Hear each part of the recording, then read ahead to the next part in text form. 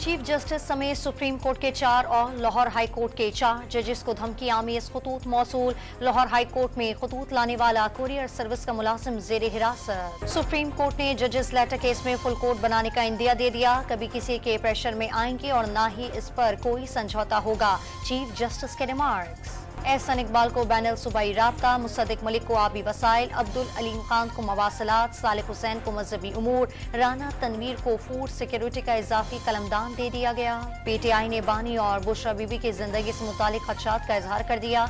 बानी पीटीआई समेत तमाम रहनुमाओं की रिहाई के लिए तहरीक तेज करने का ऐलान। खैबर पख्तूनख्वा असम्बली में मखसूस नशिस्तों पर हल्फ न लेने पर तौहीन अदालत की दरखास्त। पेशावर हाई कोर्ट ने स्पीकर और डेप्यूटी स्पीकर से जवाब मांग लिया। मेरे खिलाफ दहशत गर्दी के 51 मुकदमात बनाए गए। कसूर सिर्फ ये था कि नून लीग या पीपल्स पार्टी में शामिल नहीं हुआ।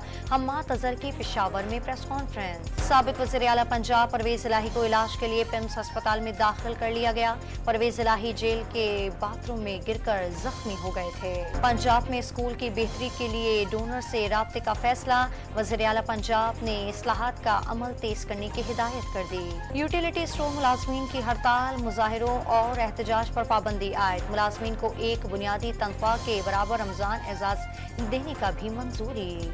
मुल्क में महंगाई की शरह तकरीबन 2 साल के कम तरीन सतह पर आ गई। ब्लूमबर्ग ने इस साल के आखिर तक शरह सूद में 7% तक कमी का इम्कान जाहिर कर दिया।